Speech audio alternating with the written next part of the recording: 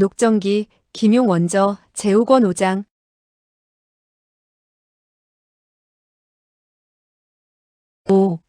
중이 된 위소보. 아닙니다. 때릴 필요가 없습니다. 소인은 모조리 기억해냈습니다. 군사가 종이와 붓을 가지고 왔다. 원희방은 즉시 명단을 쓰기 시작했다. 위소보는 그가 한참이나 써도 다 쓰지 못하는 것을 보고 귀찮은 생각이 들었다. 그리하여 장강년에게 말했다. 이 사람이 구술한 것을 사야로 하여금 받아 쓰도록 하시오. 그리고 원희방에게 호통을 내질렀다. 너는 사야에게 이야기하도록 해라. 한마디라도 거짓이 있다면 너의 목을 자르겠다. 데려가거라. 2명의 군관이 그를 끌고 나갔다. 위소보는 희죽희죽 웃으며 입을 열었다. 세분 노형, 우리들은 이번에 운수대통하게 되었소. 이같이 커다란 반역 사건을 적발하게 되었으니 우리 4사람은 반드시 크게 벼슬이 오르게 될 것이오. 장강년 등 3사람은 놀람과 기쁨이 엇갈렸다. 조재현은 말했다. 이것은 모두 도통대인께서 명철하신 해안과 영단을 내린 탓이지 속하들이야 무슨 공로가 있겠습니까? 위소보는 말했다. 목격한 사람에겐 모두 한 몫씩 돌아가는 법이 아니겠소. 모든 사람에게 공로가 있기 마련이지요. 장강년은 말했다. 평서왕이 반란을 일으켰다고 말하는데 증거가 부족하지 않겠습니까? 이 한때의 왕옥산 반적들이 반란을 일으키려고 하는 것은 결코 거짓이 아니지. 그들이 북경에 가서 오삼계의 아들을 만나보고 다른 무슨 좋은 일을 해낼 수 있겠소? 그 원가는 그들이 평서왕의 왕세자를 인질로 사로잡아서 평서왕이 반란을 일으키도록 강요하겠다고 했습니다. 그렇다면 평서왕은 아마도 사전에 어떤 연락을 받지 않았던 것이 아닐까요? 장형은 평서왕의 사람들과 빈번한 내왕을 하고 있으니 그 안의 사정을 많이 알 것이 아니겠소? 만약 그들이 반란에 성공하게 되고 평서왕이 황제가 된다면 허허허. 장강년은 그의 어조가 곱지 못한 것을 알고 깜짝 놀라 재빨리 말했다. 평서왕부의 사람들 가운데 저는 한 사람도 모릅니다. 도통 대인의 말씀이 옳습니다. 오삼계 그 녀석이 역모를 꾸몄으니 우리들은 즉시 황상에게 고하는 것이 좋겠습니다. 위소보는 말했다. 3분은 가셔서 사야와 상의를 하시오. 그리고 상소문은 어떻게 써야 할 것인지 의논을 하도록 하시오. 장강년 등 3사람은 군중에서 서류를 담당하고 있는 사야로 하여금 상소문을 쓰도록 하고 위소보에게 들려주었다. 내용은 원희방이 말한 그대로였다.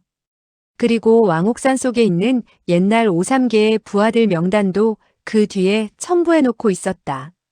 상소문에는 있는 말 없는 말을 보태서 위소보가 낮에 반적을 발견하고 밤중에 군영 안에서 방비하지 않은 척 가장하여 그들이 습격을 해오도록 유인을 해놓았는데 반적들이 흉악하기 이를 데 없어서 위소보는 무리를 이끌고 애써 싸웠을 뿐 아니라 군사들이 앞장을 서서 먼저 적의 괴수인 원희방을 사로잡아 역모를 적발하게 되었다고 했다. 그리고 어전시위 갈통 등 3사람은 직무를 수행하다가 죽음을 당했으니 황상께서는 은혜를 베푸시어 3사람의 가족을 돌봐주시라는 내용도 들어있었다. 위소보는 말했다. 부참령과 장, 조 2분의 시위께서 세운 공로도 몇 마디 적도록 하시오. 부춘 등 3사람은 크게 기뻐서 희색이 만면했다. 위소보는 다시 말했다. 다시 몇 마디 덧붙이도록 하시오. 우리가 18명이나 되는 반적을 모조리 잡았으나 반적들은 그 누구도 실토하려고 하지 않았기에 내가 황상께서 먼저 전수해 주신 책략에 의거하여 일부러 18명의 반적을 석방한 이후에야 모든 역모를 분명히 알아냈다고 말씀드리도록 하시오. 3사람은 일제히 말했다. 18명의 반적을 놔준 것은 원래 황상께서 내리신 방책이십니까? 그거야 물론이요. 이 어린 나이에 내가 어찌 그토록 총명하겠소? 만약 황상께서 성견지명을 지니고 계시지 않았다면 이 대역모를 어찌 알아낼 수 있었겠소? 위소보가 말한 것은 얼마 전 강희가 그에게 오립신과 오표, 유일주 세 사람을 내보냄으로써 자객이 궁 안으로 들어와 역적질을 하려 했던 진상을 밝히려 했던 사실을 두고 한 말이었다. 그런데 장강년 등은 왕옥파에서 공격해 올 일을 이미 황상께서 알고 계신 것이라고 생각했다. 그렇다면 오삼계를 모함하는 것도 역시 황상께서 먼저 그 뜻을 비춘 것이 틀림없는 것이 아니겠는가? 따라서 대부기공명이 자기들 머리 위에 떨어지게 되었는지라 모두 다 크게 기뻐했고 위소보에게 몇 번이나 그 은혜에 사의를 표한다고 말했다. 청나라 규칙에 의하면 장군이 출정함에 있어 만약 황제의 부르심을 받지 않을 때는 함부로 되돌아갈 수가 없었다. 위소보는 북경에서 불과 20리도 되지 않는 곳에 있었지만 그 스스로 궁으로 되돌아가 황제에게 친히 상주할 수 없었다. 즉시 2명의 좌령과 10명의 어전 시위들에게 300명의 팔기병을 이끌고 상주케 했다. 이번에야말로 오삼계는 비참하게 되겠지? 모광부는 우리 천지회와 겨루자고 했다. 누가 먼저 오삼계를 쓰러뜨리는지 두고 보자고 했다. 내가 오늘 두 분 사부에게 모두 큰 공을 세우게 되었으니 천지회의 진 사부도 즐거워하시고 황제 사부 역시 기뻐하실 거야. 이튿날 위소보는 군사를 이끌고 천천히 남쪽으로 내려갔다. 정오 무렵 2명의 어전 시위가 북경에서 쾌마로 쫓아와서 말했다. 황상께서 밀지를 내리셨습니다. 위소보는 크게 기뻐했다. 즉시 무시위들을 불렀다. 무시위들과 효기영의 군관들을 불러 중군장에서 밀지를 받도록 했다. 그 밀지를 읽는 시위는 한중간에 서서 낭낭히 말했다. 효기영 정황기 부도통 겸 어전시위 부총관 위소보는 들으시오. 짐은 그대가 소림사에 가서 일을 처리하라고 했지 중도에서 쓸데없는 일을 하라고 하지는 않았다. 소인의 터무니없는 말을 듣고 공신을 모함하다니 이같이 멋대로 일을 처리하니 어찌 한심하다고 하지 않을 수 있는가? 그같이 터무니없이 떠드는 말들은 다시는 들먹이지 말라. 만약 한마디 말이라도 누설한다면 모두 머리통을 들고 북경으로 돌아와 짐을 만나도록 하라. 위소보는 그 소리를 듣자 그만 등줄기에서 식은땀이 흘러내릴 지경이었다. 그저 큰절을 하고 황상의 은혜에 감사한다는 말을 했다. 중군장 안의 모든 사람들은 얼굴이 창백해졌고 여간 부끄러워하지 않았다. 부춘과 장강년 등은 달리 더 무슨 말을 하지 못했다. 속으로 어린애가 터무니없는 짓을 한 것에 대해 황상께서 죄를 내리지 않는 것만 해도 잘 대해준 것이라고 생각했다. 따라서 위소보의 기분이 매우 언짢은 이때 옆에 있다간 핀잔을 받을지도 모른다고 생각하고 각기 인사를 하고 나가버렸다. 그 밀지를 가지고 왔던 시위는 위소보의 곁으로 다가오더니 나직이 말했다. 황상께서는 그대에게 모든 일을 조심하도록 분부하셨소이다. 네, 황상의 은전에 소신 위소보는 매우 고마워하고 있습니다. 그는 400냥의 은자를 꺼내 2명의 시위에게 나누어 주었다. 시위 2사람이 떠나간 후 그는 매우 답답했다. 설마 황상께서는 내가 오삼계를 모함했다는 사실을 알고 있다는 말인가? 아니면 원희방 그 녀석이 북경에 들어가게 된 이후 다시 실토했던 바를 뒤집어 엎고 내가 때려서 그런 말을 했다고 한 것일까? 아무래도 황제는 오삼계에게 너무 잘 대해주는 것 같다. 오삼계를 쓰러뜨린다는 것은 쉬운 노릇이 아니로구나. 해질 무렵이 되어 원희방을 압송해 갔던 시위와 효기영의 관병들이 달려왔다. 이미 모두들 도박을 하는 것에 흥미를 잃게 되었다. 그리하여 길을 가는 동안 별로 할 일이 없었다. 며칠이 되지 않아 숭산소림사에 이르게 되었다. 주지는 성지가 도달했다는 보고를 받고 무승려들을 데리고 산 아래까지 내려와 위소보 일행을 접대하여 절 안으로 모셨다. 위소보는 성지를 꺼냈다. 그리고 장강년으로 하여금 읽게 했다. 그는 장황하게 많은 글을 읽게 했다. 좋은 일을 많이 해서 황실을 보좌한다느니 숭악 아래에 소실봉에 있는 풀잎마다 선로가 맺혀 있고 숲 위에는 부처님의 해가 떠오르며 무승려들을 밝혀주신 대로 명철한 승려가 나오더라는 말들이었다. 그런가 하면 소림사의 주지 회총을 호국 우성선사에 임명하며 모든 오대산에서 공을 세운 승려들에게는 상을 내린다는 대목도 있었다. 그리고 마지막 구절은 다음과 같았다. 이에 효기영 정황기 부도통 겸 어전시위 부총관이자 짐이 내린 황마궤를 입은 위소보를 발령하니 도첩과 법기를 하사하는 바 즉시 삭발시켜드리시오. 앞에 점잖은 말들은 네 글자나 모아 한 구절로 만들고 있어 위소보는 들어도 무슨 말을 하는지 알 수 없었다. 그러나 그 뒤에 한마디 말은 알아들을 수 있었다. 그는 얼굴빛이 크게 변하고 말았다. 황제가 그에게 오대산으로 가서 화상이 되라고 한 것은 그가 응낙한 바 있었다. 그러나 그는 소림사에서 삭발하리라고는 전혀 생각지도 못했던 일이었다. 이 성지는 그가 몸에 지니고 있었던 것이었지만 목적지에 이르기 전에는 읽어서는 안 되는 것이 아닌가. 더군다나 본다 해도 그 가운데 무엇이 쓰여 있는지 알 수가 없었다. 회총선사는 무승려들을 이끌고 황은에 보답하려고 했다. 묵군관들은 포상할 물건들을 나누어 주었다. 회총선사는 입을 열었다. 위 대인이 황상을 대신해 출가를 하시니 이는 본사의 영광입니다. 그는 채도를 꺼내며 입을 열었다. 위 대인께서는 황상 대신이니 정말 대단하신 분이라 아니할 수 없소. 설사 노납이라 하더라도 감히 그대의 사부가 될 수 없소. 노납은 선사를 대신해 그대를 제자로 거두어 드리겠소. 그대는 노납의 사제이며 법명은 회명이요. 소림사의 승려들 중 회자 학렬에 드는 사람은 그대와 노납 두 사람밖에 없소이다. 위소보는 일이 이렇게 되자 눈에 눈물을 머금고 꿇어앉아 삭발을 당할 수밖에 없었다. 회총선사는 먼저 채도를 가지고 그의 머리 위를 3번 밀어 머리카락을 깎아내렸다. 그러자 삭발을 해주는 승려가 나서더니 위소보의 머리카락, 그렇지 않아도 타서 듬성듬성해진 머리카락을 싹싹 밀어 대머리가 되도록 만들었다. 회총선사는 말했다. 속세의 영화는 옛날의 어두움이니 오늘에서 밝음을 찾으셨소이다. 그러더니 황제께서 하사하신 도첩을 꺼내 회명이라는 2글자를 그 도첩 안에 적어 넣었다. 그리고 위소보에게 꿇어앉아 열애에게 절을 하도록 했다. 무승려들은 일제히 불호를 외쳤다. 위소보는 속으로 여간 화가 나지 않아 욕을 퍼부었다. 이 늙은 중대가리. 18대 조상까지도 덕을 쌓지 못하고서 나의 머리카락을 삭발하는구나. 당신이 한번 아미타불이라고 말한다면 나는 속으로 빌어먹어라 하고 욕지거리를 하겠다. 그는 갑자기 서러움이 북받쳐 올라 소리내어 통곡했다. 대전에 가득 서 있던 군관들은 모두 놀라 어리둥절해졌다. 무승려들은 불호를 외우며 그를 아랑곳하지 않았다. 위소보는 한참 울고 나서야 눈물을 거두었다.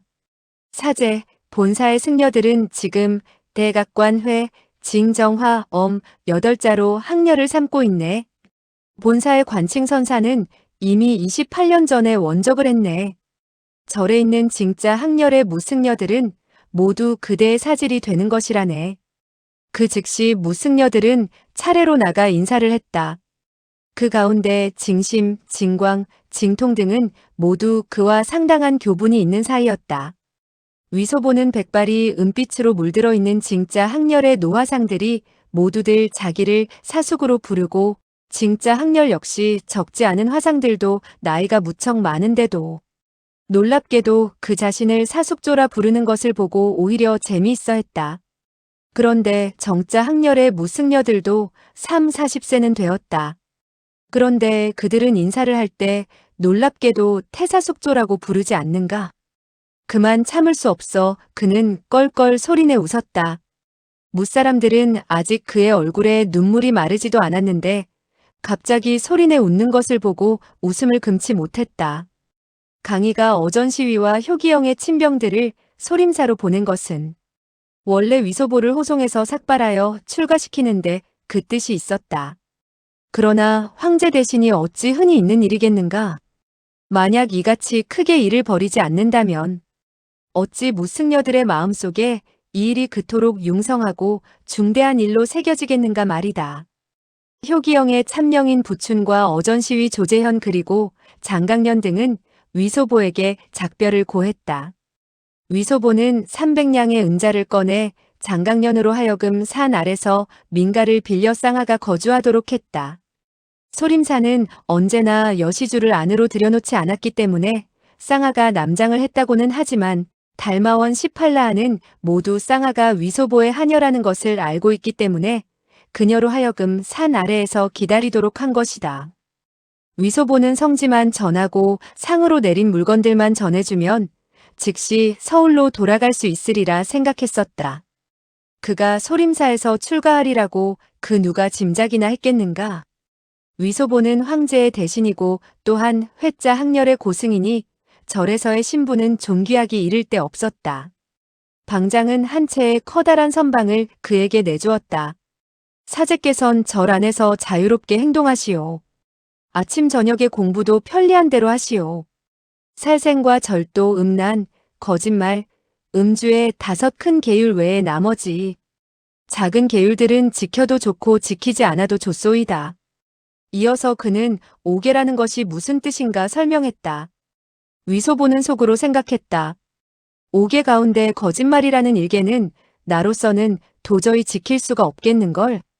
그리하여 물었다. 노름은 끊지 않아도 됩니까? 회총방장은 되물었다. 무슨 노름이요? 돈을 걸고 따먹는 노름이 왜다. 회총은 빙그레 웃었다. 5대 계율 가운데는 노름을 금지하는 계율은 없소이다. 다른 사람은 지켜야 하겠지만 사제는 편리한 대로 하십시오. 위소보는 속으로 생각했다. 제기랄. 나 혼자 지키지 않는다고 무슨 소용이 있담? 설마 하니 내가 나를 상대로 해서 도박을 한단 말인가? 절에서 며칠을 지나게 되었는데 여간 무료하지 않았다. 그래서 그는 속으로 생각했다. 소현자가 나에게 노항야를 시중 들라고 해놓고서 이 소림사에서 출가토록 할 줄 몰랐다. 그런데 언제쯤 오대산으로 가게 해줄까? 이 같은 생각을 하면서 그는 발길 닿는 대로 나한당 밖으로 갔다. 이때 징통이 6명의 제자를 데리고 무술을 연마하고 있었다. 무승려들은 그가 다가가자 일제히 허리를 굽히고 절을 했다. 위소보는 손을 내저었다. 얘를 차릴 것 없네. 그대들은 계속 무술을 연마하도록 하게. 그러나 정자 학렬의 6명이 전개하는 권각법은 매우 정묘하고 은밀했다. 손씀씀이가 매서우면서도 민첩했다. 그리고 대련을 하게 될 때는 변화도 대단했다. 사숙조라는 자신과 견주어 볼 때 훨씬 고명한 편이었다. 이는 징통이 지도를 하고 있었다. 이 한 대의 주먹은 강맹하기는 하나 끈질긴 힘이 부족하다느니 또는 이 발길의 부위가 어느 정도 기울어졌으며 너무 높이 찼다느니 하는 말들이었는데 위소보는 전혀 알아들을 수 없었다. 그는 전혀 흥미를 느끼지 못하자 몸을 돌려 그 자리를 떠나려 했다. 문득 생각나는 것이 있었다. 종종 들은 것인데 소림사의 무공은 천하제일이라고 했다. 내가 절에 와서 화상이 된 지금 무공을 익히지 않는다면 얼마나 애석한 일인가. 벼랑간 확연히 깨달은 바가 있었다. 아이쿠, 그렇구나. 해대부 늙은 폐병쟁이가 나에게 가르쳐준 무공은 모두 가짜다. 아무 쓸모가 없다. 소현자가 나로 하여금 소림사에 출가토록 한 것은 소림파의 진짜 실력을 익혀서 노황야를 제대로 보호하자는 데 있는 것이 아닌가.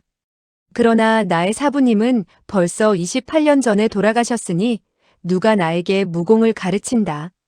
그는 잠시 생각해보고 또 한 가지 사실을 깨달았다. 주지 노화상이 나에게 그의 사제가 되라고 한 것은 본래 나에게 사부가 없도록 한 조처였다. 그러고 보니 이 늙은 땡초는 정말 교활하기 이를 데 없구나. 그렇다. 그는 내가 황제의 신복이고 만주의 커다란 벼슬아치라는 것을 알고 상승의 무공을 이 나이 어린 오랑캐에게 전수해주지 않겠다는 것이겠지. 그대가 나를 가르치지 않는다고 해서 내가 보아서 배우지 못할 줄 알고 무림에서는 무공을 연마할 때 다른 사람이 옆에서 구경하는 것을 크게 꺼리고 있었다. 그러나 회명선사로 말하면 소림사의 선배 고승이다. 본파의 제자나 자손들이 무공을 전수하고 익히는 것을 그가 옆에서 보는 것에 대해 그 누구도 이의를 제기할 수 없었다. 그는 절 안에 각전을 두리번거리며 돌아다녔다. 어떤 사람이 무공을 익히고 있으면 그 자리에 서서 한참 동안 구경하곤 했다. 그러나 애석하게도 위소보라는 고승은 기초가 너무 형편없었다. 전날의 대부가 그에게 가르쳐준 무공은 진짜 실력이라 할 수 없었고 진근남이 전수한 그 내공도 그는 며칠 연마하지 못한 상태였다. 소림파의 무공은 박대하면서도 정심했다. 이같이 아무렇게나 본다고 해서 무슨 깨우침이 있겠는가? 더군다나 그는 오랫동안 지켜볼 참을성도 없었다. 소림사에서 한 달 남짓 돌아다니며 놀았으나 무공은 조금도 배울 수 없었다. 그의 성질은 아무려면 어때하는 편이었고 또 친구 사귀기를 좋아했다. 그리하여 절안의 위치와 배분이 방장 다음 가는 선배가 학렬이 낮은 사람을 사귀는 것을 마다하지 않는 것을 보고 모든 승려들은 그에게 다정하게 대해주었다. 이날은 봄바람이 부드럽게 불어오고 날씨도 화창했다. 위소보는 온몸이 나른했다. 절 안에 남아서 화상들과 짝이 되다니 실로 재미없는 노릇이었다.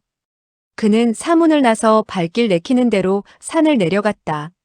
속으로 오랫동안 쌍아를 못 만났으니 조그만 계집애가 어떻게 지내는지 궁금해서 그녀를 찾아볼 생각이었다. 더군다나 절 안에서 매일같이 푸른 채소와 두부만 먹는데 신물이 날 지경이었다. 그는 쌍아에게 닭이나 오리 그리고 물고기들을 사와서 배불리 먹어야겠다고 작정했다. 그런데 그가 소림사박 영객정에 이르게 되었을 때 갑자기 다투는 소리가 들렸다. 그는 속으로 기뻤다. 잘됐다. 잘됐어. 그 누가 싸우고 있군. 그는 재빨리 다가갔다. 그러고 보니 몇 사람의 남자들 목소리 가운데 여자의 맑은 음성이 들려왔다. 가까이 다가가 보니 정자 안에서 젊은 여자가 소림사의 4명 승려와 한참 언쟁을 벌이고 있는 중이었다. 내 승려는 위소보를 보자 일제히 말했다. 사숙조께서 오셨으니 이번 일에 대해 말씀드리도록 해봅시다. 그들은 정자에서 물러나와 합장하고 허리를 구부리며 그를 맞이했다. 이 4명의 승려는 모두 정자 학렬이었다. 위소보는 그들의 직책이 손님을 접대하는 일이니만큼 평소에 말도 잘하고 또 태도마저 부드러운 편인데 어인일로 두 젊은 여자와 언쟁을 벌이고 있는지 궁금하게 여겼다. 그런데 두 여인을 보니 한 명은 20세 전후로 몸에 남삼을 걸치고 있었고 다른 한 명은 나이는 좀 적어 불과 16, 7세로 보였는데 몸에 담록색 의상을 걸치고 있었다. 위소보는 그 담록색 의상을 입은 소녀를 보게 되자 가슴이 쿵 하고 뛰었다. 가슴팍은 마치 망치에 심하게 한 대 얻어맞은 듯 했다. 그는 두 눈을 휘둥그레 뜨고 입을 딱 벌리며 속으로 생각했다. 나는 죽었군. 나는 죽었구나. 어디서 이처럼 아름다운 미녀가 왔단 말이냐? 이 미녀가 만약 나에게 시집을 와서 마누라가 되어준다면 소황제가 나와 자리를 바꾸자고 해도 나는 바꾸지 않겠다. 위소보는 체면을 따지지 않는 망나니가 아닌가. 위로 하늘을 오르고 아래로는 땅으로 기어들어갈 뿐 아니라 숲처럼 창이 나열된 곳은 물론이고 화살이 빗발처럼 쏟아지는 곳이나 화산이나 기름가마에 뛰어드는 한이 있어도 저 소절을 내 마누라로 삼아야겠다. 두 소녀는 4명의 승려가 나이 어린 중에게 사숙조라 부르고 또 매우 깎듯이 예를 차리는 것을 보자 매우 이상하다고 생각했다. 그런데 삽시간에 그의 두 눈이 멍청해져 못 박힌 듯 노개 소녀를 쳐다보는 것을 알아차릴 수 있었다. 보통 남자라고 해도 그 같은 행동은 매우 무례한 행동이었다. 더군다나 그는 출가한 승려가 아닌가. 노개 소녀는 얼굴을 붉히며 고개를 돌렸다. 그 남삼의 소녀는 얼굴 가득히 노기를 띠고 있었다. 그런데도 위소보는 그것을 알아차리지 못하고 속으로 생각했다. 그녀는 어째서 고개를 돌리는 것일까? 그녀의 얼굴이 그렇게 미미하게 붉어지니 여춘원에 100명이나 되는 낭자들을 함께 세운다 해도 그녀의 눈썹 하나만큼도 예쁠 것 같지 않구나. 그녀가 한번 웃을 적마다 난 그녀에게 만냥의 은자를 준다 해도 손해볼 것 같지 않구나. 그는 다시 생각했다. 방소저, 소군주, 홍부인, 건영공주, 쌍아, 그리고 그 주사위를 던졌던 정소저 등 이 많은 사람들을 함께 보탠다 해도 눈앞에 이 선녀와 같은 소녀의 아름다움에는 견줄 바가 못 되는구나. 이 위소보는 황제는 싫고 신룡교 교주가 되는 것도 싫으며 천지회의 총타주가 되는 것도 싫다. 그리고 무슨 황마견이 사만화령의 일품이고 이품이라는 대관도 더욱더 마음에 두지 않는다. 나는 반드시 이 소저의 지아비가 되어야겠다. 삽시간에 그의 마음속에서 여러 가지 생각이 오락가락했다. 설사 끓는 물속이 아니라 불길 속에 들어가게 되고 10,000번 죽는 한이 있더라도 불사하겠다는 결심을 내리게 됐고 그 얼굴의 표정이 이상야릇하게 변했다. 내 승려와 두 소녀는 그가 갑자기 번긋하니 웃음을 띄었다가 갑자기 이를 가는 등 마치 실성한 듯한 태도를 보이자 눈살을 찌푸렸다. 정재와 정청은 몇 번이나 위소보를 불렀다. 사숙조, 사숙조. 그러나 위소보는 알아차리지 못했다. 한참 후에야 그는 꿈속에서 깨어난 듯 길게 숨을 내쉬었다. 남의 소녀는 처음에는 그가 호색하고 경박한 사람이라고 생각했다. 그런데 그의 안색으로 볼 때 그런 것 같지는 않았다. 따라서 보기에는 소화상이 10중 8구 백치일 거라고 생각했다. 속으로 우스꽝스러워 물었다. 이 소화상이 그대들의 사숙조란 말인가요? 정재는 재빨리 말했다. 소저는 하시는 말씀에 예의를 차리도록 하시오. 이 고승의 법명으로 말하면 회명으로서 본사 2분 회자 항렬에 고승 가운데 한 분이시며 바로 주지방장의 사제이외다. 2명의 여인은 약간 놀랐다. 곧 우스꽝스럽다는 듯 고개를 흔들며 믿으려 하지 않았다. 노개 소녀는 웃으며 말했다. 사저, 그는 거짓말을 하고 있어요. 우리는 그 속임수에 넘어갈 수 없죠.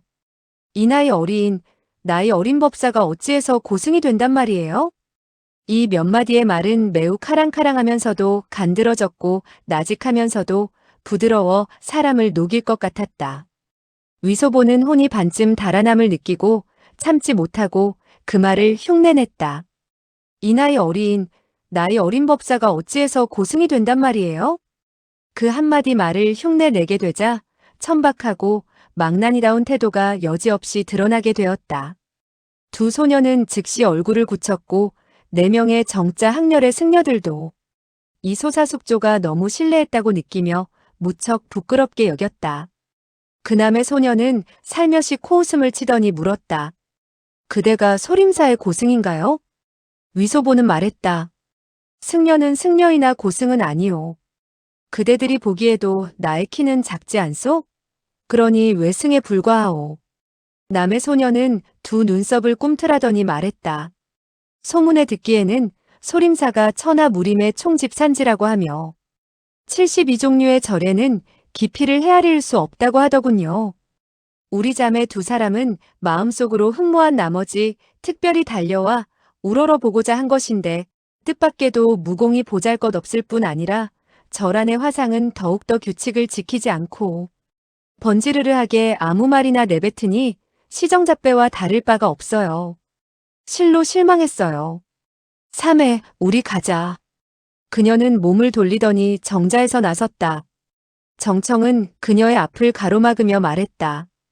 여시주는 소림사에 와서 흉악하게 사람을 때리고 그냥 떠나겠다는 것이요? 설사 가더라도 존사의 명호를 남겨놓고 가시오. 위소보는 흉악하게 사람을 때렸다는 말을 듣자 속으로 생각했다. 원래 그녀들은 사람을 때렸구나. 그러니 정청 그들이 언쟁을 벌인 것도 무리는 아니었구나. 이때 정청과 정재 2사람의 왼쪽 뺨에는 붉은 손자국이 나 있었다. 따귀를 맞은 것 같았다. 위소보는 일찍이 지객승의 무공이 절에서는 가장 밑바닥에서 맴돈다는 말을 들어왔다. 방장은 그들의 언변이 좋고 무공이 낮기 때문에 그들로 하여금 절에 와서 불공을 드리는 시주를 접대하도록 파견하였다. 소림사는 무림에서 커다란 명성을 떨친 지 1000여 년이 지났다. 매달 절로 찾아와서 무공을 가르침 받겠다는 무인들이 헤아릴 수 없을 정도로 많았다. 지객승의 무공이 얕아야만 남과 손을 쓰지 않을 것이 아니겠는가.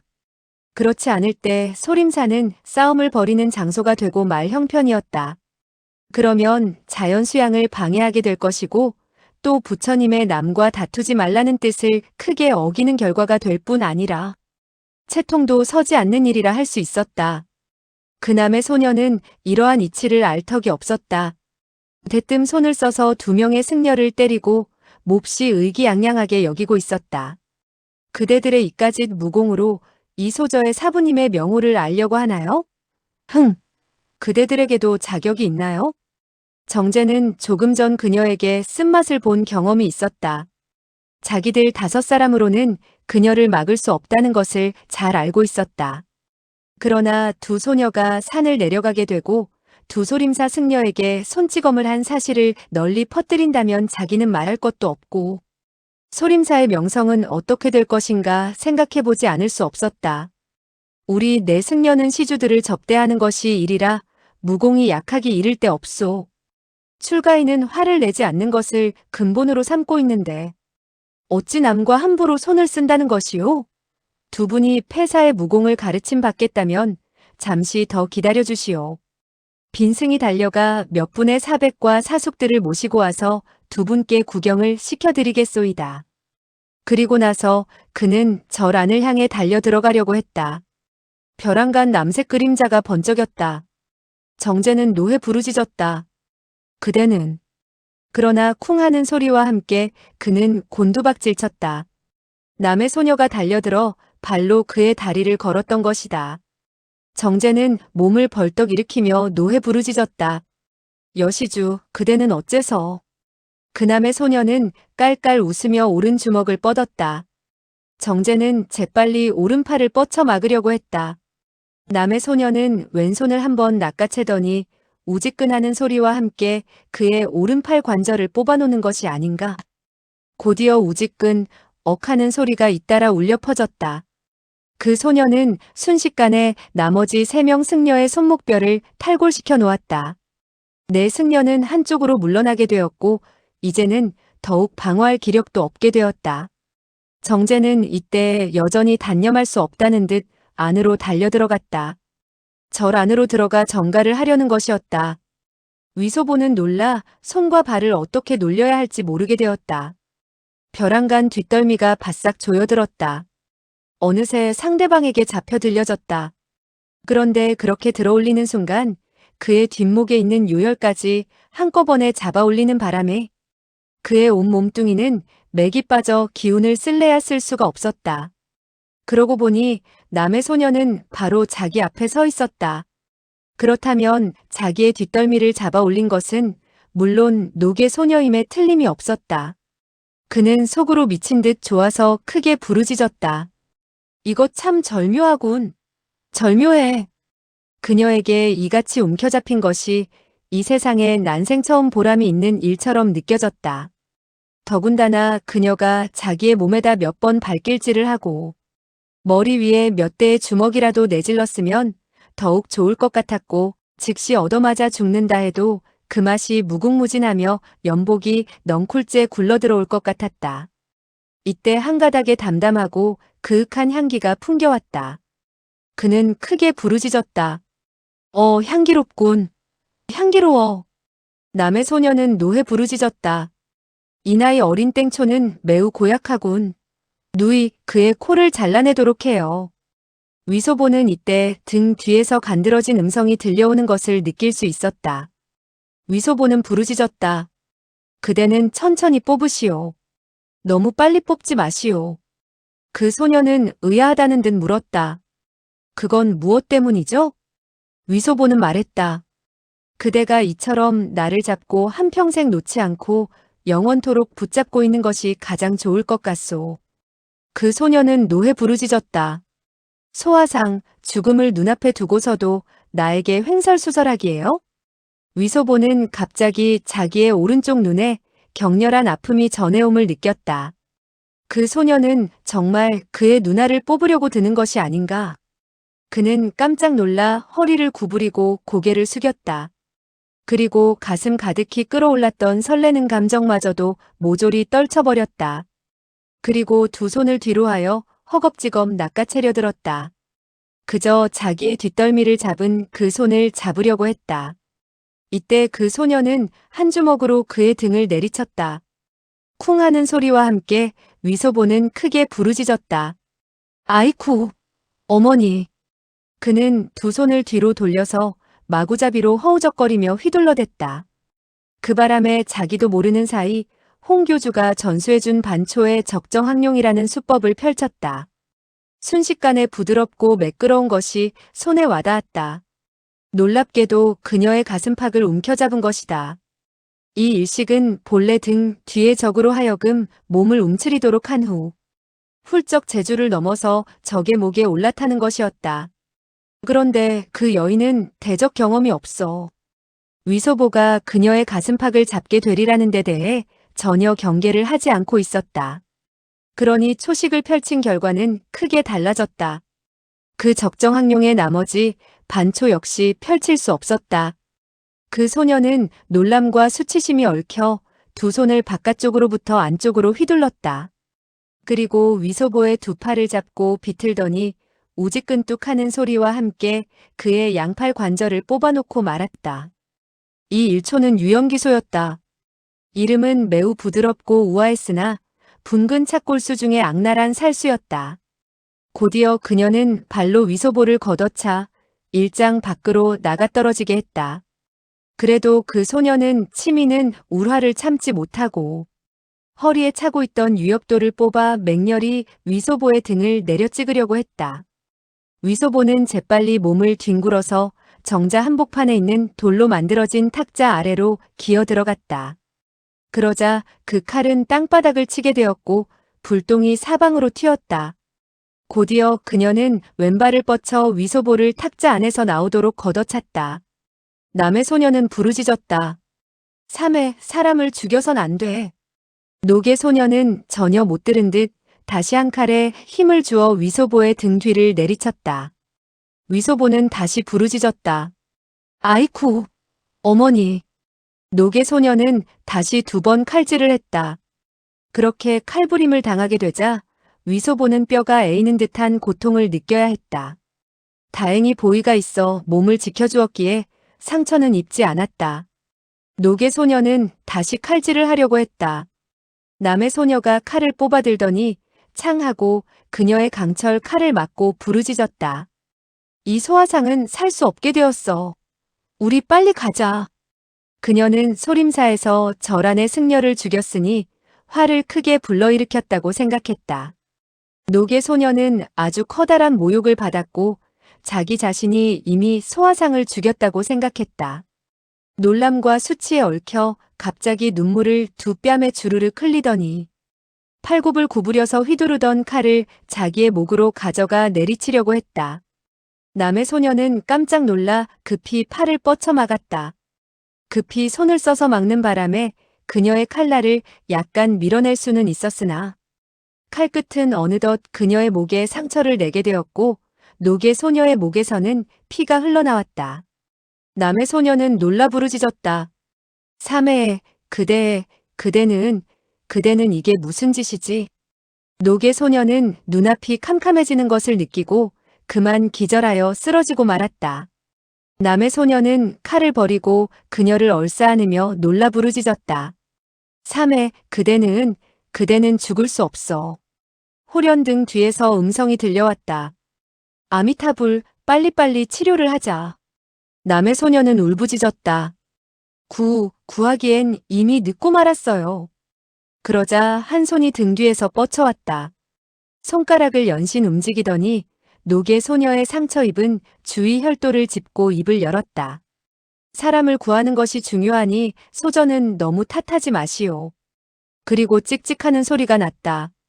그 사람은 옷자락을 찢더니 노개 소녀의 목을 감았다. 그리고 몸을 구부리고 그녀를 안아들었다. 남의 소녀는 어찌할 바를 모르고 그 사람을 따라서 몸을 일으켰다. 그러고 보니 그 사람은 흰 수염이 가슴까지 내려온 노승이었다. 노승은 노개 소녀를 안더니 재빨리 산 위로 달려갔다. 그녀는 당황한 김에 그 노승의 뒤를 따랐다. 그 노승은 그녀의 사매를 안고 소림사의 산문 안으로 들어섰다.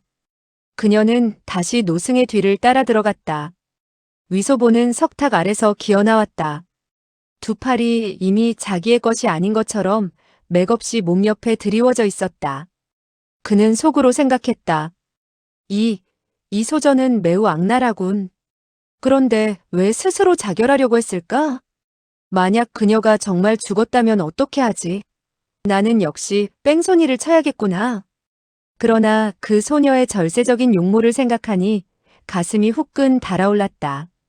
도망칠래야 칠 수가 없다. 반드시 그녀에게 가봐야지. 그는 두 팔이 격렬하게 아파오는 것을 참아내며 이마로부터 식은 땀을 뚝뚝 흘리면서 억지로 산 위로 올라갔다. 그런데 10여 걸음 옮기게 되었을 때 절 안에서 이미 10여 명의 승려들이 달려나와 그와 정자 항렬의 세 승려를 부축해서 대전 안으로 데려갔다. 그와 네 승려는 모두 관절이 탈골되었다. 삐고 탈골이 된 뼈를 고치는 것은 원래 소림파의 무공에 있어 장점이라 할 수 있었다. 즉시 승려가 그들의 뼈를 맞추어 주었다. 위소보는 급히 그 소녀를 보고 싶어 두 여시주가 있는 곳을 물어보고 곧장 동원 선방으로 다가갔다. 막 회랑을 지나게 되었을 때 8명의 승려가 손에 궤도를 들고 맞은편에서 다가왔다. 8명의 승려는 모두 계율원에서 일을 보고 있는 집사승이었다. 앞장을 선 한 사람이 허리를 굽히고 입을 열었다. 사숙조, 방장 대사께서 부르십니다. 위소보는 말했다. 그래? 나는 먼저 그 소녀가 죽었는지 살았는지 가봐야겠네.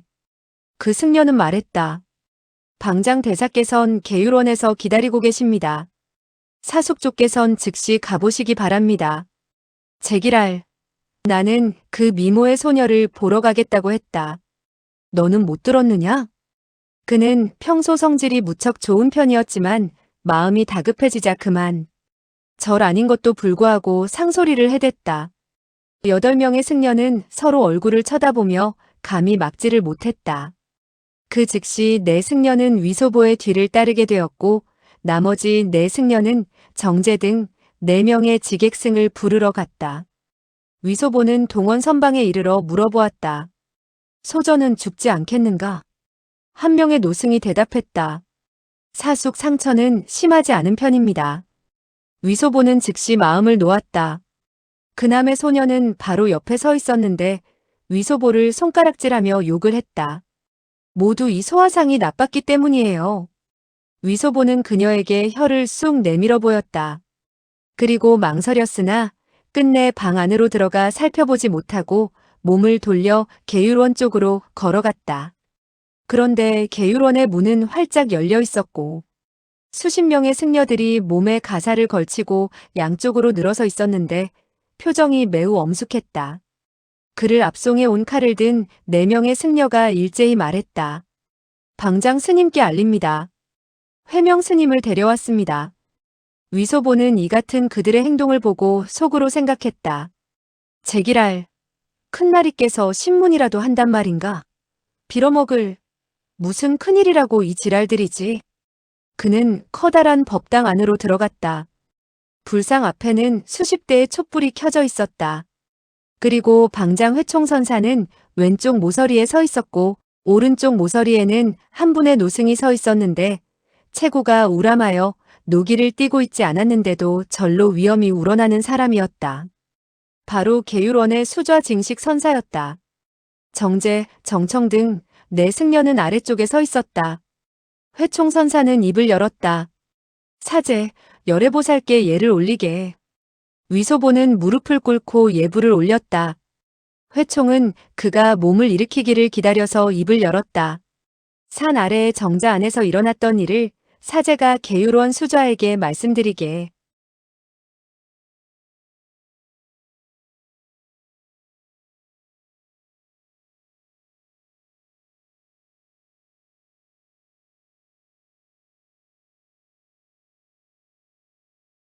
녹정기, 김용원저, 제옥원 6장.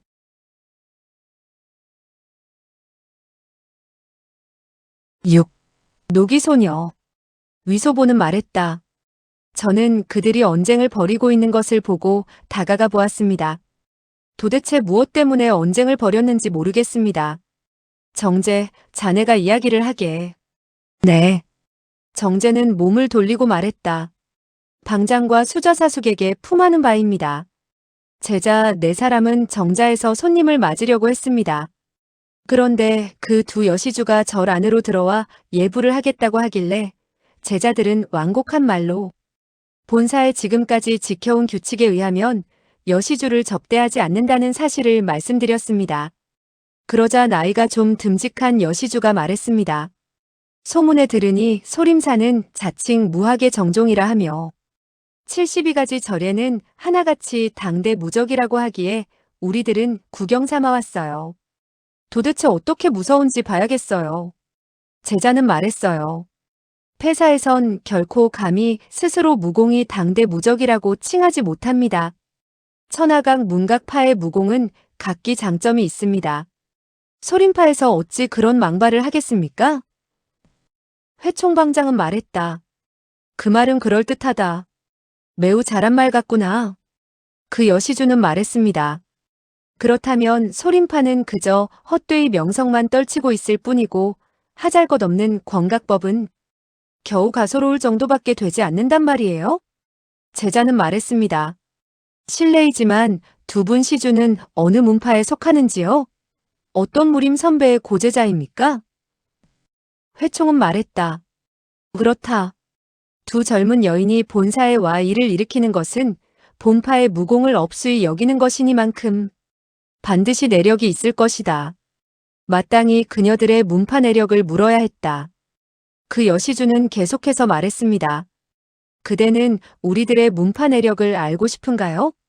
그것은 참 쉬워요. 한번 보면 알 수 있어요. 그러고는 벼랑간 제자와 정청 사제의 따귀를 갈겼으나 그녀의 손놀림이 너무 빨라서 제자들은 사전에 방비할 수가 없었습니다. 정청 사제가 말했습니다. 두 분은 어째서 함부로 사람을 치는 것이요? 그 여시주는 웃었습니다. 그대들에게 우리 문파 내력을 알리기 위해선 손으로 쓰는 무공을 보여주면 될 것이 아니에요? 거기까지 말할 때 회명 사숙조께서 오셨습니다. 징식은 물었다. 그 여시주가 손을 써서 너를 때리고자 할 때 사용하던 수법은 어떤 것이냐? 정제와 정청 등은 모두 고개를 숙이며 말했다. 제자들은 똑똑히 보지 못했습니다. 징식은 나머지 두 승려에게 물었다. 너희들은 얻어맞지 않았으니 그 여시주의 수법과 신법을 보았겠지? 그저 철썩철썩하는 소리만 듣고 두 분 사형이 얻어맞고 있구나 하고 생각했을 뿐입니다. 그 여시주들은 마치 손을 쓰거나 옮기지도 않은 듯 몸도 꿈쩍거리지 않았습니다. 징식은 방장 쪽을 바라보며 그의 계시를 기다렸다. 회총은 잠시 생각해보더니 집사승에게 말했다. 달마원과 반야당의 두 분 수좌를 모셔오도록 해라. 얼마 후 두 분 수좌가 차례로 도착했다. 달마원의 수좌는 징심이었다. 바로 오대산으로 응원을 갔던 18라한의 우두머리였다. 반야당의 수좌는 진관선사로서 80세 되는 노승이었다. 두 승려는 방장에게 인사를 했다. 회총은 말했다. 두 분 여시주가 본사에 와서 시비를 걸었는데 어떤 문파인지 모르고 있네. 두 분은 박학하고 견문이 넓으니 함께 자세히 연구해 주시기 바라네. 그리고 그는 즉시 경과를 이야기했다. 징심은 말했다. 4명의 사질들이 그녀가 손을 쓰는 것을 못 보았는데도 두 사람은 얼굴에 각기 따귀를 맞았습니다. 이와 같은 무공은 본파 천엽수 가운데도 있으며 무당파의 회풍장에도 있으며 곤륜파의 나간권, 공동파의 비봉수 등에도 이와 같은 수법이 있습니다. 회총은 말했다. 그저 이장을 쓰는 것으로 보아선 그녀들의 무공 문파를 알 수는 없군. 그런데 자네는 또 어떻게 하다가 그들과 손을 쓰게 되었는가? 위소보는 말했다. 남이 소녀는 먼저 4명 화상의 팔목을 비틀었습니다. 회총은 4승려들이 손목과 팔뼈가 부러진 원인을 물었다. 4승려는 손짓 발짓을 해가며 연출해 보였다.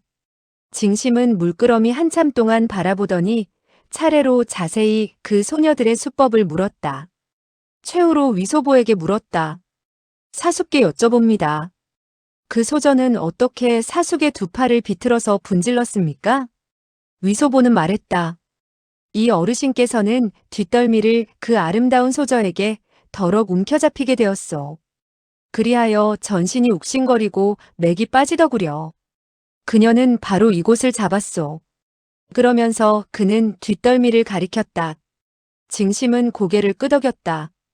그것은 대추혈로서 가장 중요한 요혈입니다. 위소보는 말했다. 나는 손을 뒤로 돌려 그녀의 팔을 밀어내려고 했소.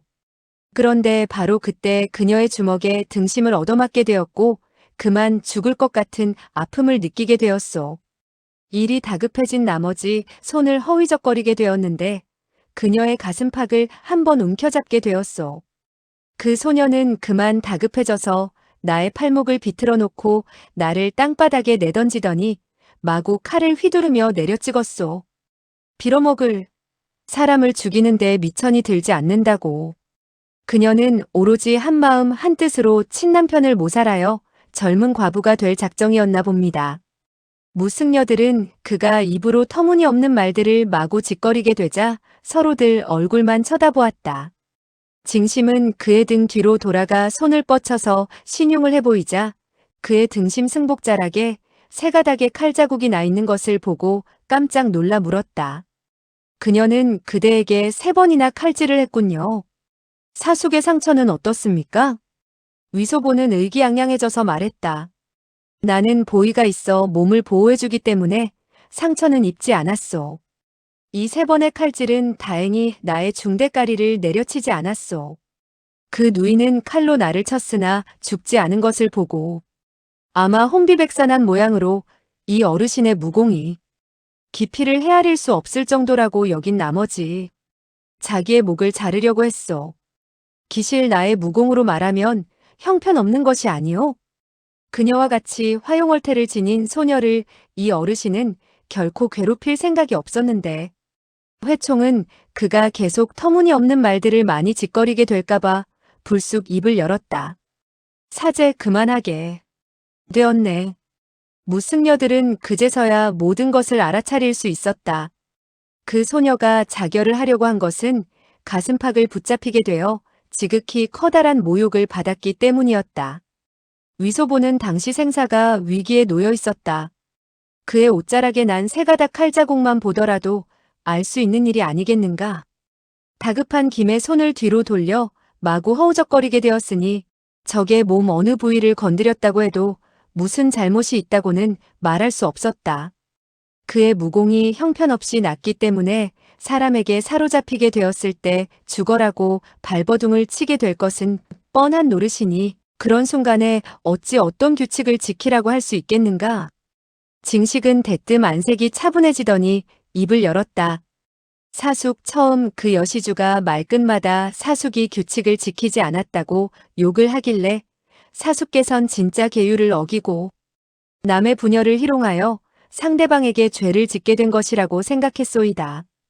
그러고 보니 싸우게 되었을 때 자기도 모르게 저지른 과실이고 계율을 어겼다고 할 수는 없군요. 사숙께선 이리 앉으십시오.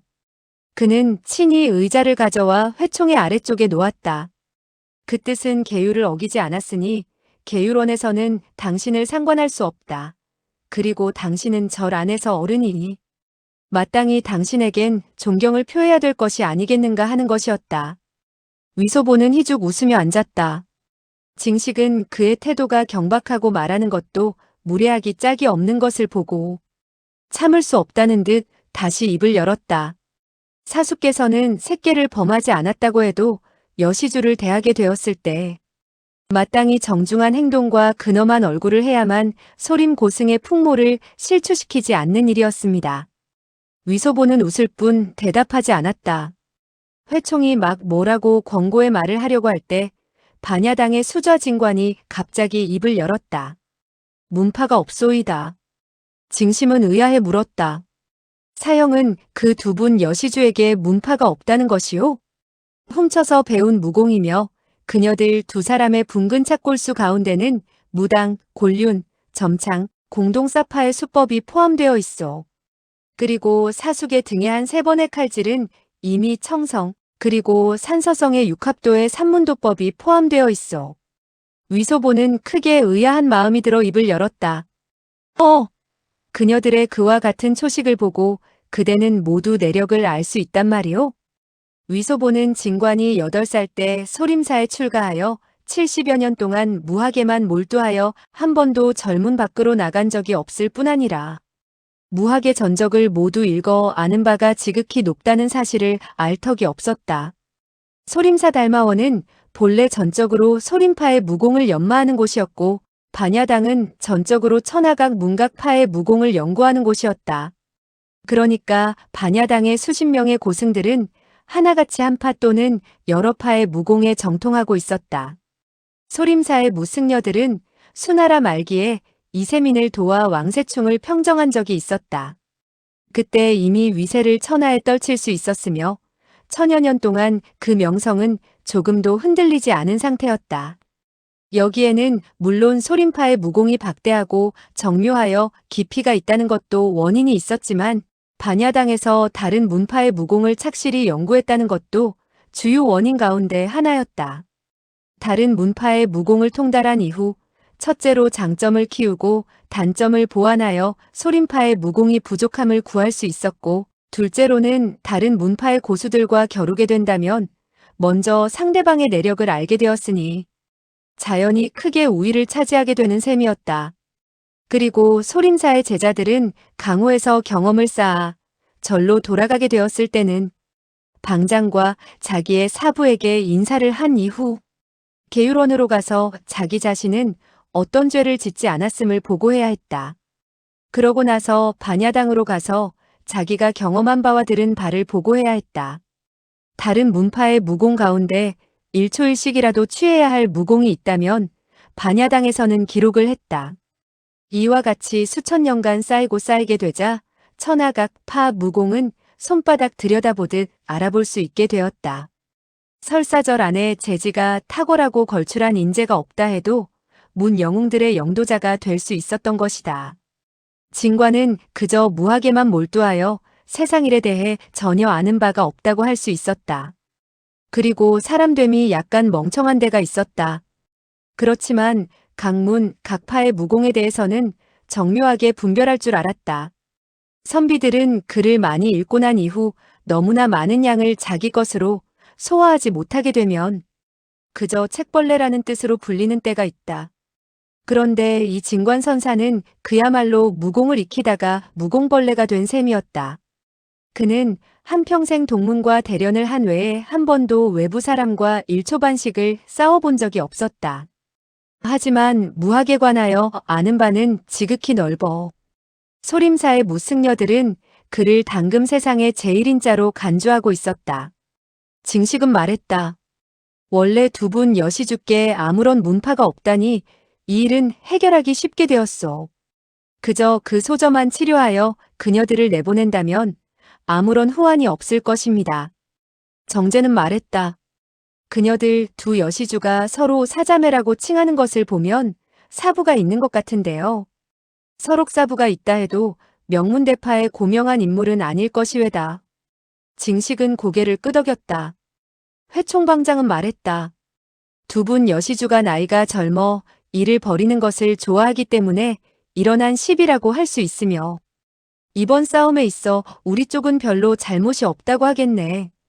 그렇지만 역시 예의는 잃지 말아야지. 두 분 여시주를 반드시 잘 접대하도록 하게. 자, 이제 헤어지지.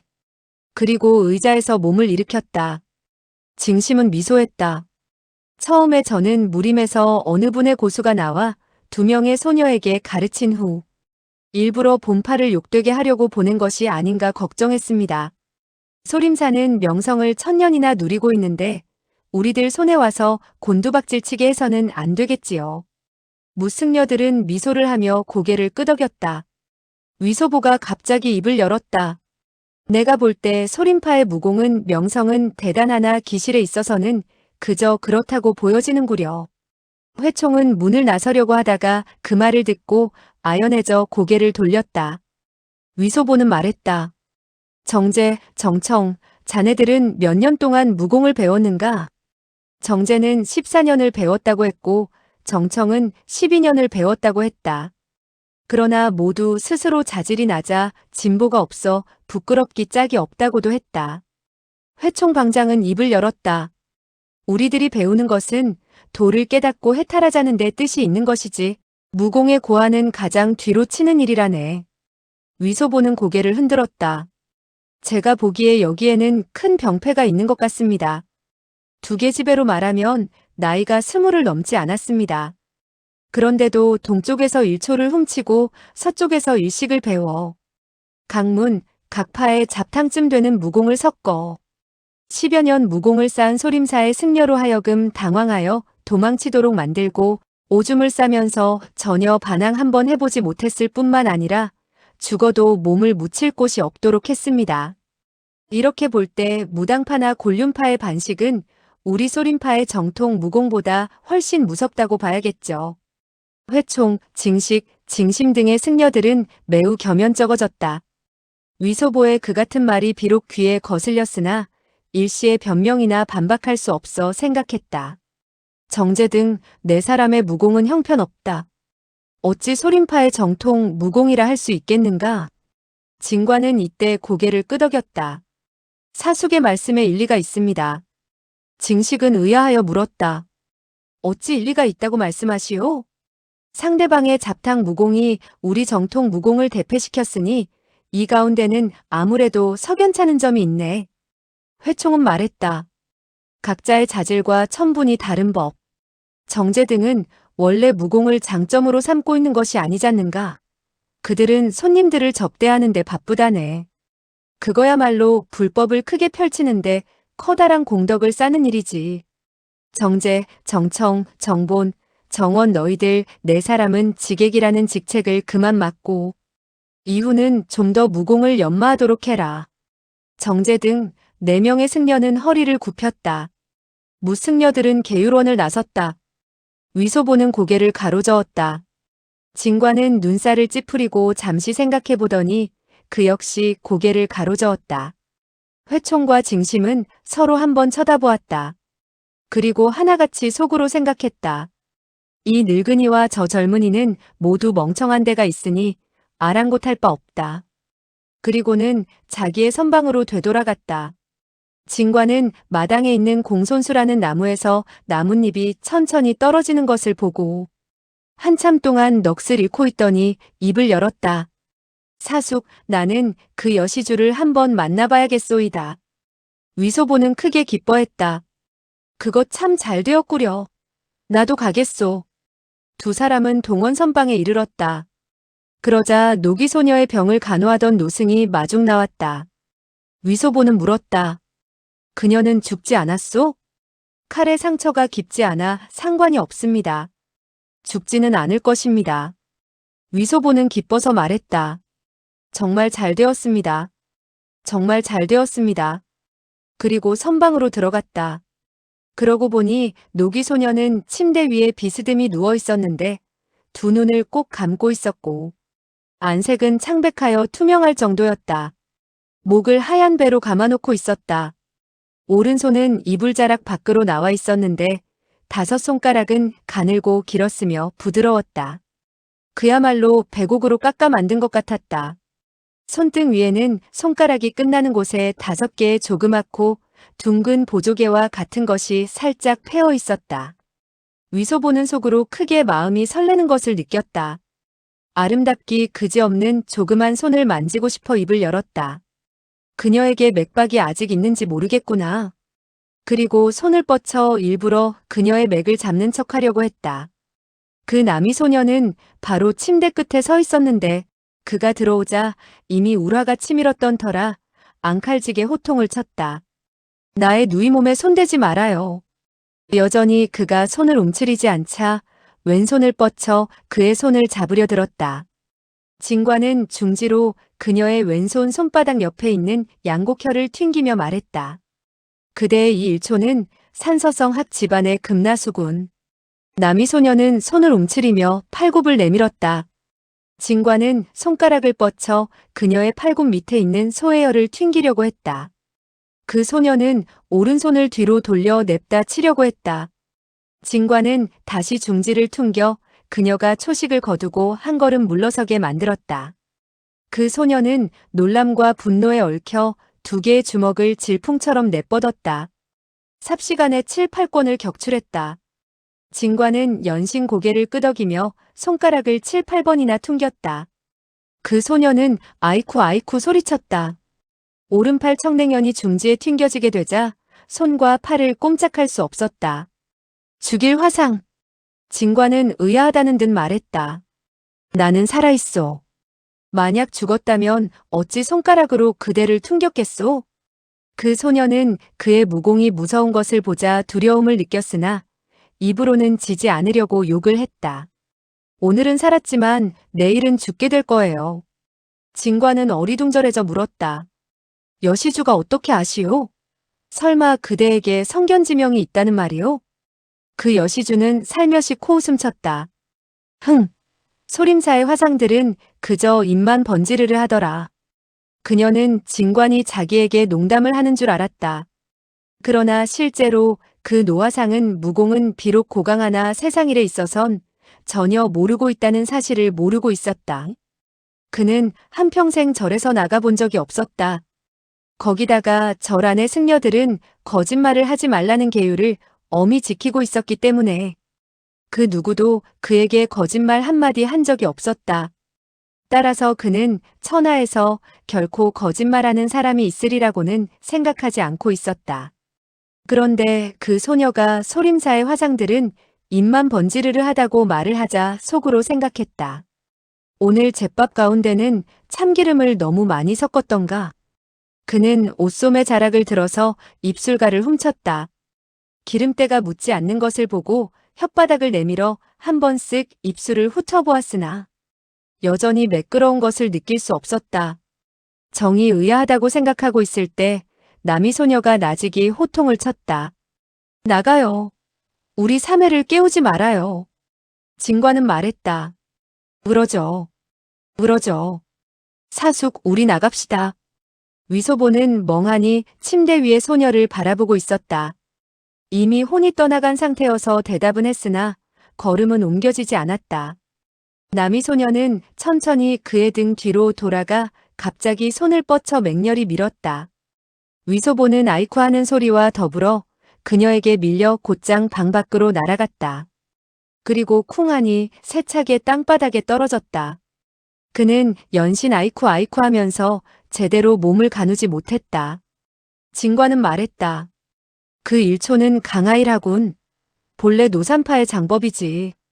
그런데 여시주는 제대로 펼치지를 못하는군. 그리고 입을 중얼중얼하면서 방을 나와 위소보를 부축하며 말했다. 사숙, 그녀가 그 일장을 밀어올 때 13가지에 응수하는 방법이 있소이다. 만약 그녀와 싸우기 싫다면 6가지 피하는 방법이 있는데 어떤 한 가지라도 사용할 수가 있지요.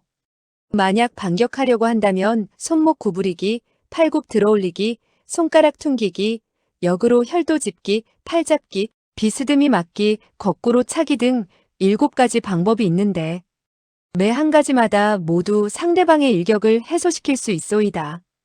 위소보는 나가떨어지는 바람에 등과 팔이 아파왔다. 그렇지 않아도 성이 나 있던 참이라 퉁명스럽게 쏘아붙였다. 이제 말해서 무슨 소용이 있소? 진과는 말했다. 네, 사숙의 가르침이 옳습니다. 모두 이 사질의 잘못입니다. 만약 사전에 이야기했다면 사숙은 피하기만 했더라도 이렇게 쓰러지지는 않았을 것입니다. 위소보는 속으로 생각했다. 두 소녀는 흉악하기 이를 데 없다. 이후 다시 만나게 되었을 때 그녀들이 대뜸 주먹으로 치고 발로 차온다면 정말 감당하기 어렵겠다. 이 노화상들은 두 개 집의 무공에 대해서 똑똑히 알고 있는 것 같구나. 그리고 손가락을 이렇게 퉁기자마자 그녀는 이쪽으로 다가와 사람들을 못살게 굴지 못했다. 내가 저 계집애를 마누라로 삼게 된다면 반드시 노화상을 달래서 나를 보호하도록 해야겠구나. 그는 다시 생각했다.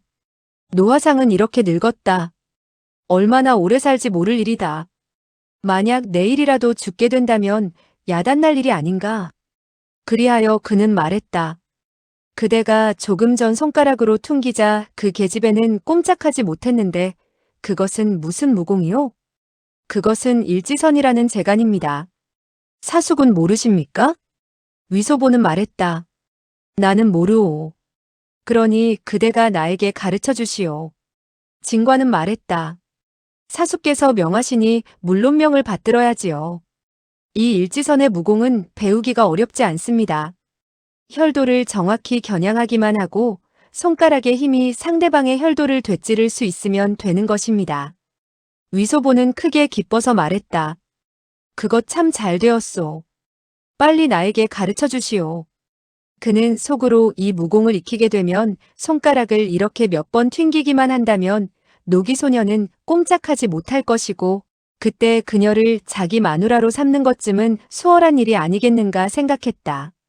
그리고 배우기 어렵지 않다는 말은 더욱더 귀가 솔깃한 한마디이기도 했다.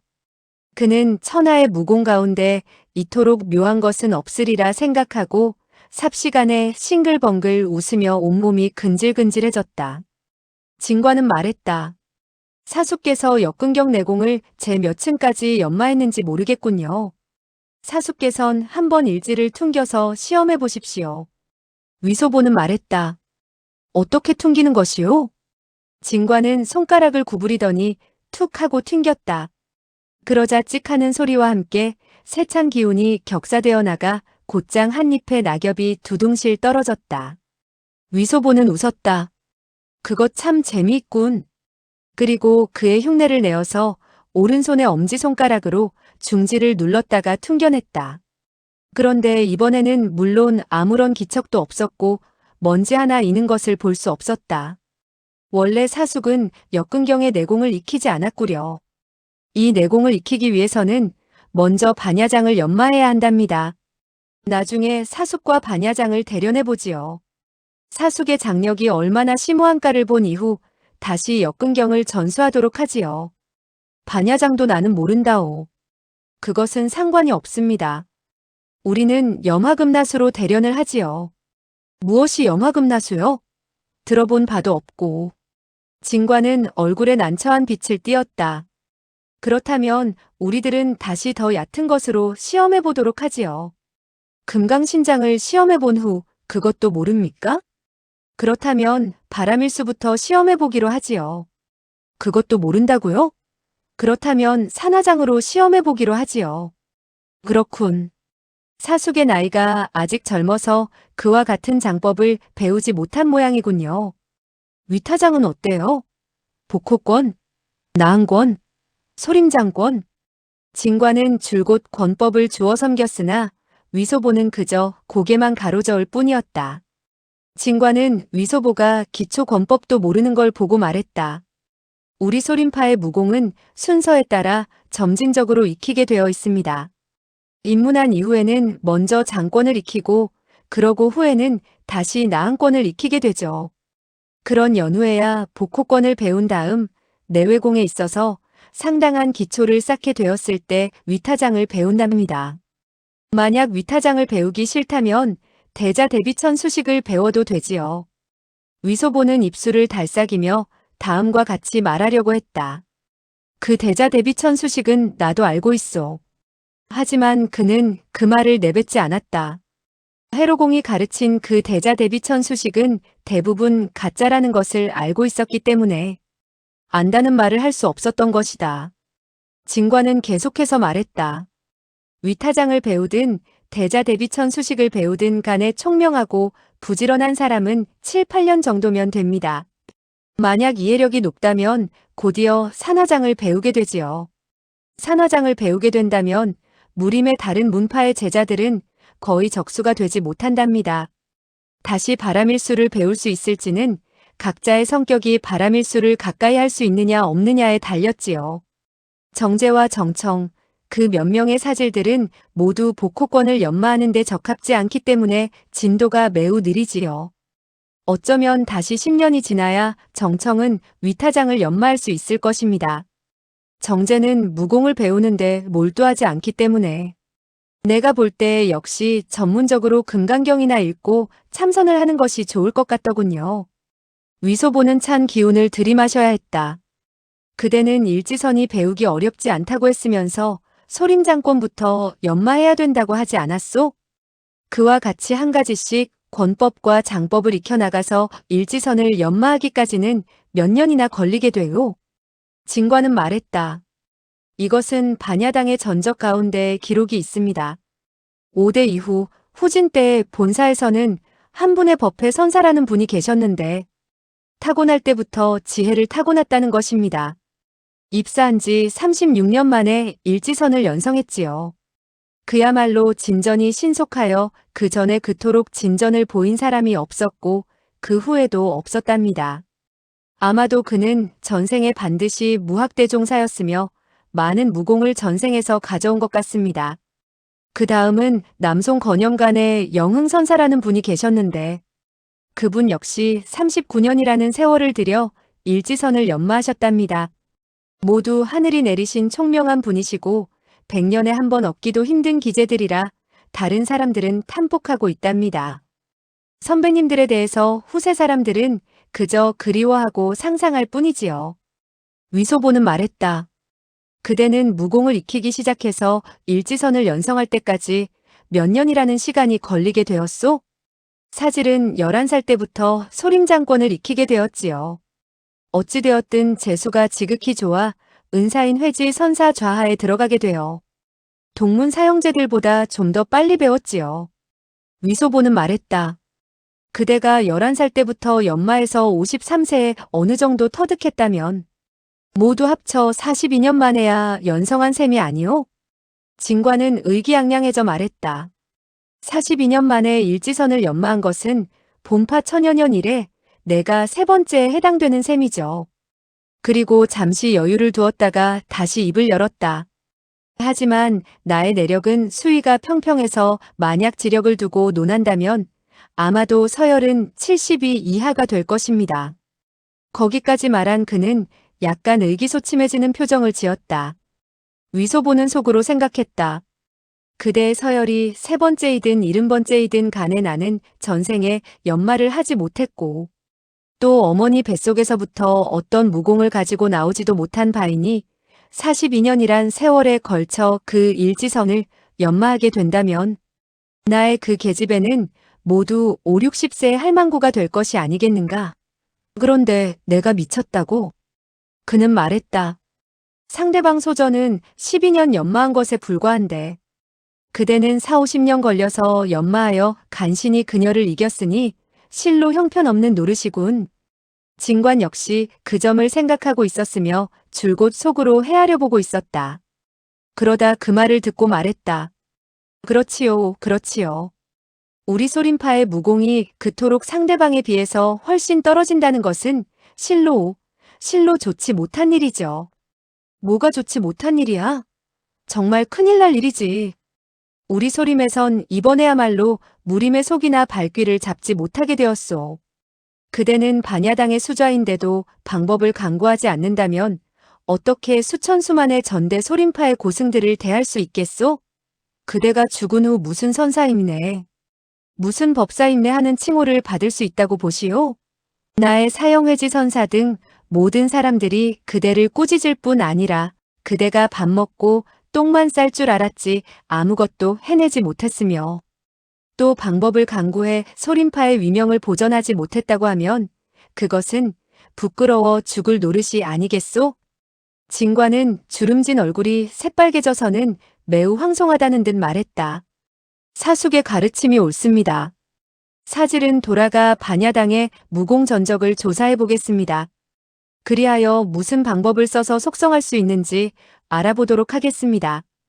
위소보는 기뻐서 말했다. 그렇소.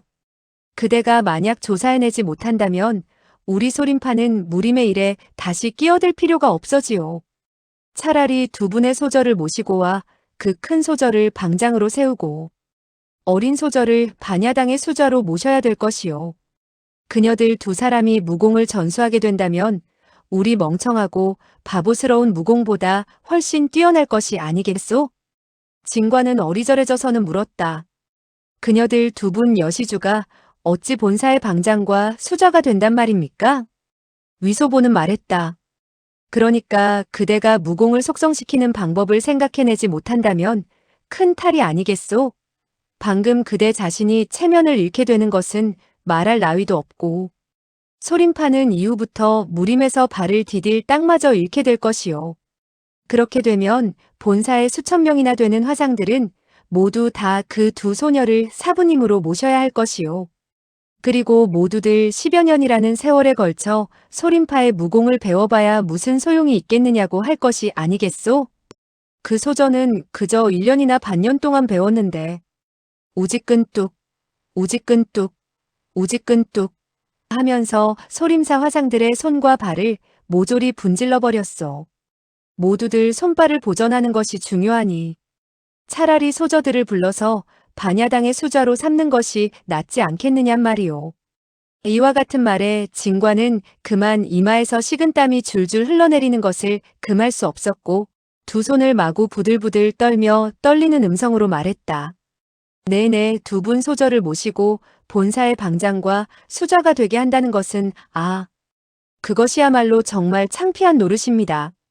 그렇고 말고요. 그때 우리는 소림파라고 할 수도 없을 것입니다. 그러면 무슨 파라고 하지요? 아예 소녀파라고 부르는 편이 나을 것이요. 소림사를 소녀파로 고쳐 부르게 되는 것이지. 그러니까 산문에 걸려있는 편액을 내려서 림자를 지워버리고 계집 여자로 바꾸어 써넣는다는 말이요. 글자 한자 고치는 일이니 그것이야 수월한 노릇이 아니겠소? 진관은 안색이 흑빛이 되어 떨리는 음성으로 말했다. 안 됩니다. 안 됩니다. 내가 가서 방법을 꼭 강구해 보도록 하지요. 사숙, 사질이 모시지 못함을 양해하십시오. 그리고 합장하더니 몸을 돌렸다. 위소보는 말했다. 잠깐, 이 일은 반드시 비밀을 지켜야 하오. 만약 절 안의 사람들 가운데 누가 알게 된다면 결코 좋은 일이 생기지 않을 것이오. 그것은 어째서인가요?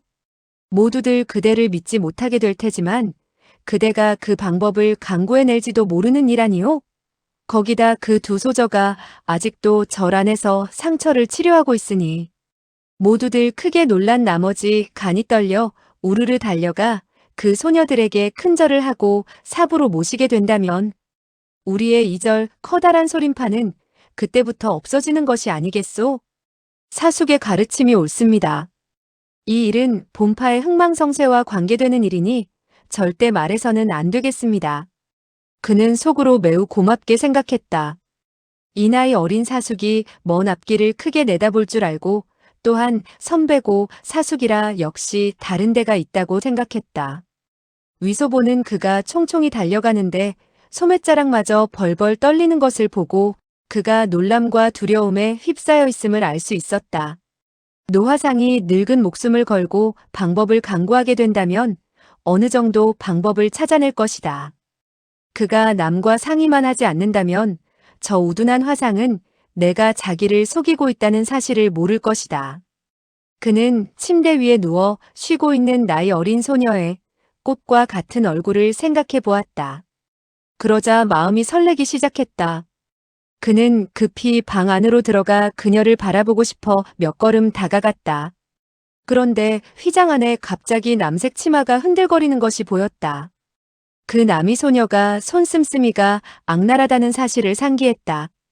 더군다나 그의 곁에 진관이 없어 보호를 하지 못하는 이 마당에 혼자 안으로 뛰어들어갔다가는 크게 고통을 당하게 될 것 같았다. 그는 한숨을 내쉬고 자기의 방으로 돌아와 휴식을 취했다. 이튿날 이른 아침이었다.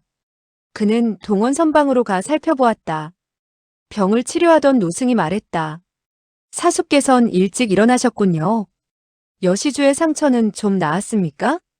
그 여시주는 야밤에 깨어나 자기가 본사에 들어와 있다는 사실을 알고는 반드시 떠나겠다고 하며 무례한 말을 마구 했습니다. 사질이 좋은 말로 권했지만 그녀는 결코 소승의 절간에서 죽지 않겠다고 했습니다. 위소보는 그가 우물쭈물하는 것을 보고 소녀가 자기를 소음적이라고 했든지 아니면 소학생이라고 했으리라 생각했다. 그래서 어떻게 되었소? 사질은 그녀에게 날이 밝은 후 떠나라고 다시 권했지만 그 여시주는 발버둥 치며 몸을 일으켰지요. 그녀의 사저가 그녀를 부축해서 나갔습니다. 사질은 감히 막을 수 없었지요. 어찌되었든 그 여시주의 상처는 생명엔 지장이 없고 해서 그녀들이 가도록 내버려 두었답니다. 이미 이 일은 방장께 보고를 했습니다. 위소보는 고개를 천천히 끄덕였다. 정말 재미없는 일이라고 생각되었다. 이 소저가 떠나갔다면 어디로 갔는지 모른다. 그녀는 이름도 성도 남기지 않았는데 어떻게 알아낸담? 그는 이 노승이 이를 제대로 돌보지 못했다고 탓하며 몇 마디의 원망을 했다. 그 두 계집애는 얼굴이 아주 예뻐 여느 사람과는 크게 다르다. 그리고 손을 쓸 때는 각 문각파의 무공을 다 지니고 있었으니 언젠가는 알아내게 될 것이다. 그는 반야당으로 걸어갔다. 진관은 땅바닥에 앉아 있었다. 그의 주위에는 수백 권이나 되는 얇은 책자들이 쌓여 있었다.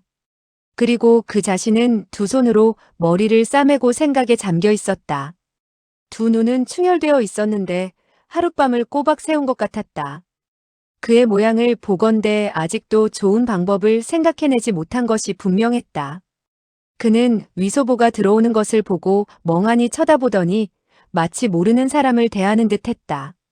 놀랍게도 그는 한마음 한뜻으로 애써 생각하느라고 주위에서 일어나는 일을 보면서도 느낄 수 없는 모양이었다. 위소보는 그의 표정이 고뇌에 쌓여 있는 것을 보고 몇 마디 위로의 말을 하려고 했다. 그리고 두 소녀가 이미 떠났다는 사실을 말하고 지금 급히 서둘 것은 없다고 말하려다 급히 생각을 고쳐먹었다. 그가 열심히 생각하지 않는다면 어떻게 방법을 강구해낼 수 있겠는가? 내가 얘기를 하면 이 노화상은 게으름을 피우게 될 것이다. 어느덧 한 달 남짓이 흘러갔다. 위소보는 종종 반야당으로 가보곤 했다. 진관은 비쩍 말랐고 안색은 더욱 초췌해져 있었다. 그리고 말도 하지 않는 것이 마치 중병에 걸린 사람처럼 멍청해졌다. 때로는 일어나 주먹으로 치고 발로 차보곤 했다. 그러나 곧 고개를 흔들며 주저앉았다. 위소보는 이 노화상이 매우 우둔하여 한 달 이상을 애써 생각해 보았지만 여전히 아무런 방법도 강구하지 못했다고만 생각하고 그 자신은 소림파의 무공 가운데 어느 한 가지라도 기틀을 튼튼히 다져야 한다는 사실을 모르고 있었다. 기실 소림파의 무공은 어느 것이나 차라리 길게 느렸으면 느렸지. 빨리 연성되는 것을 바라서는 안 되는 무공이라 할 수 있었다. 초조히 속성을 강구한다는 것은 바로 소림파 무공의 금기라고 할 수 있었다. 진관은 천하 무학에 대해서 거의 모르는 바가 없을 정도였다. 그가 소림파의 금기 조항을 깨뜨리고 달리 속성법을 창안하는 것이야말로 그가 한평생 배운 것과는 전혀 부합되지 않는 일이었다. 날씨는 점점 따뜻해졌다. 위소보는 절에서 이미 수개월을 보냈다. 이렇게 나날을 보내는 동안 매일같이 그는 수십 번씩 그 노기 소녀를 생각했다. 어느 날 그는 너무나 답답해서 은자를 지니고 서쪽으로 소실산을 내려왔다. 그리고 한 고을로 갔다. 이곳은 담두포라는 곳이었다. 그는 옷가게에 들러서 한 벌의 옷과 수건, 그리고 신발과 양말을 샀다. 그리고 곧 밖에 산동굴로 들어가 바꿔 입었다.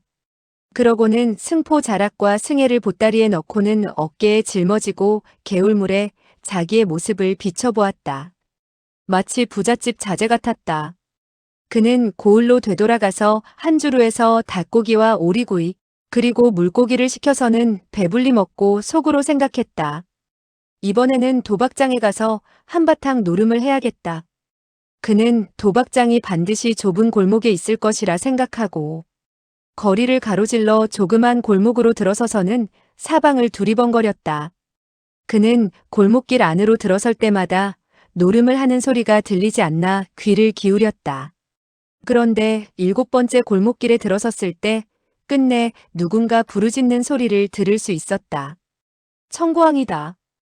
다 먹었다. 이 한마디가 귀에 들어오자 말할 수 없을 정도로 마음이 흐뭇해지며 기분이 좋아졌다. 소림사에서 때때로 듣는 나무아미타불이라는 소리와 비교해 볼 때 실로 극락세계와 18층 지옥의 차이를 느꼈던 것이다. 그는 빠른 걸음으로 다가가서 손을 뻗쳐 문을 열었다. 한 명의 40여 세쯤 되어 보이는 사내가 모자를 삐뚤게 쓰고 걸어 나와 곁눈질을 하며 물었다. 무엇하는 사람이요?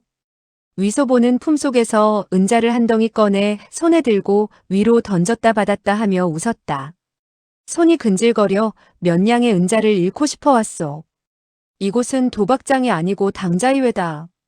소형제, 그대가 소저들과 놀고 싶다면 몇 년 더 있다 오시오. 위소보는 이미 오랫동안 노름을 하지 않아 도박에 굶주려 있다고 할 수 있었다. 그는 청고왕이다. 다 먹었다 하는 소리를 들은 이후 하늘이 무너지더라도 노름을 하지 않을 수 없는 심정이었다. 더군다나 기녀원이라면 바로 옛집으로 되돌아온 셈이니 어찌 떠나갈 수가 있는가. 그는 웃으며 입을 열었다. 그대는 나를 위해 몇 사람 불러 모아주시오. 오늘 한판 벌여야겠소. 그리고 오늘 밤 이 도련님께서는 가장 비싼 술과 음식을 시켜 먹도록 하지. 그는 2냥이나 되는 은자를 그의 손에 쥐어주며 웃었다. 이것으로 용돈이나 하시오.